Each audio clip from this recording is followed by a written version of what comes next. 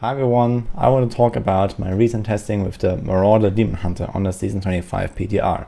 So that was the rework for the set and the recent PTR update that tuned down some of the soul shards, made them a bit more balanced, and also introduced this new pet soul shard, the Dregs of Lies, that is basically useful for any kind of pet build now.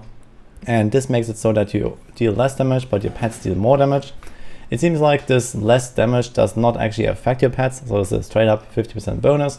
And then you also have this kind of like up and down flow of extra damage on top of that, up to 100% and down to 0.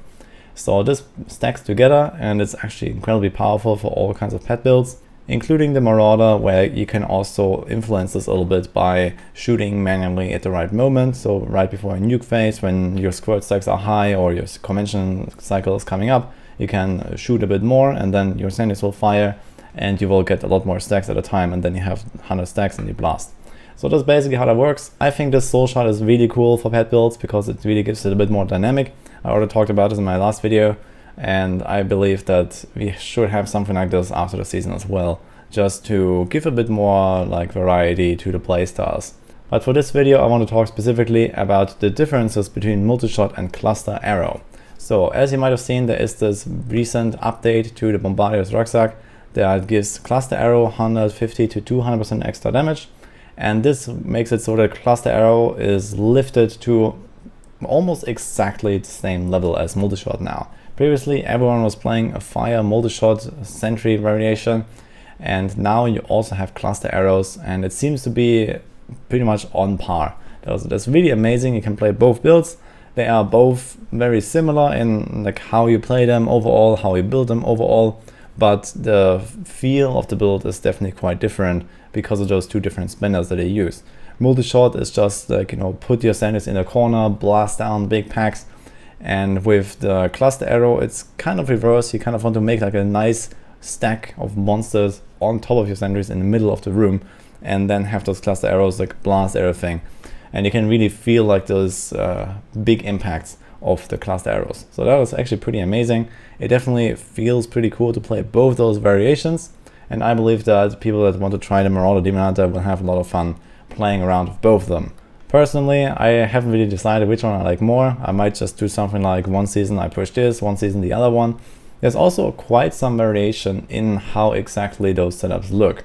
So especially for Season 25 you have the Sliver of Terror in the helm, that gives you extra damage and extra damage reduction for having skills on the cooldown, so that a lot of people on the leaderboards on PTR right now actually drop the generator and the focus and restraint, and they go with preparation punishment to get an extra cooldown for a bit of an extra boost there. And instead they have the Obsidian Ring and Convention of Elements, or Elusive Ring and Convention of Elements.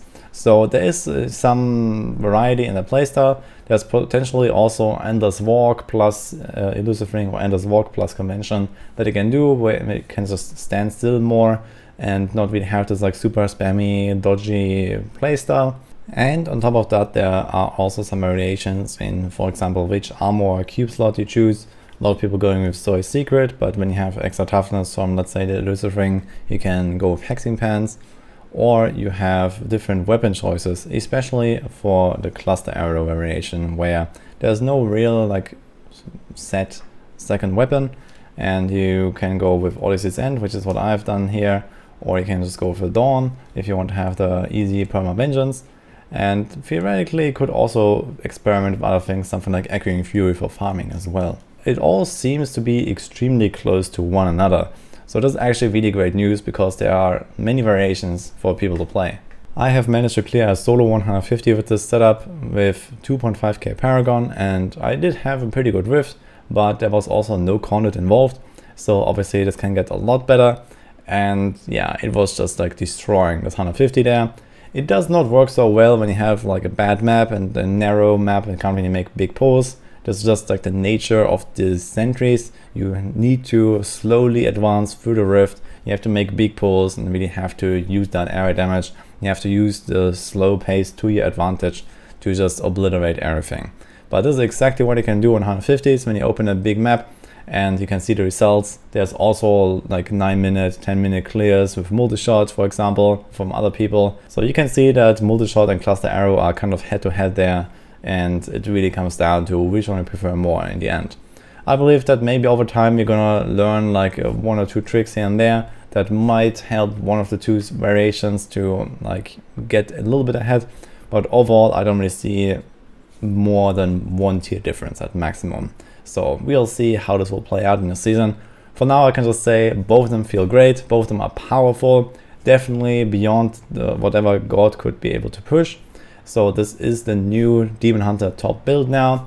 It is probably also the new Demon Hunter top farming build if you are fine with this little bit slower pace. So you can farm with this probably like 125 plus with ease, probably even 130 plus, but at a little bit slower pace than the typical God solo speedruns, where maybe you might be aiming for something like GR 120 or so in 2 minutes, and with Marauder maybe something like GR 130 in 3 minutes or so at my character's power level. So these numbers are just a little bit of a benchmark here, but you get the idea, I believe. I will experiment more with this over the course of the PTR, and then eventually also gonna have a guide for you guys, and obviously also update the max roll Marauder guide.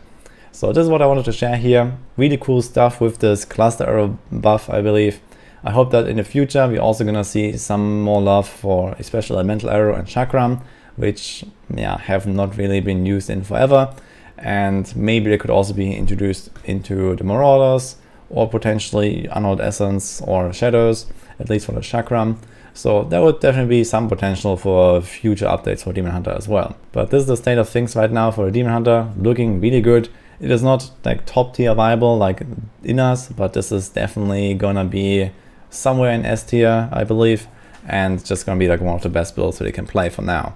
So hope you enjoyed my thoughts, and see you guys next time.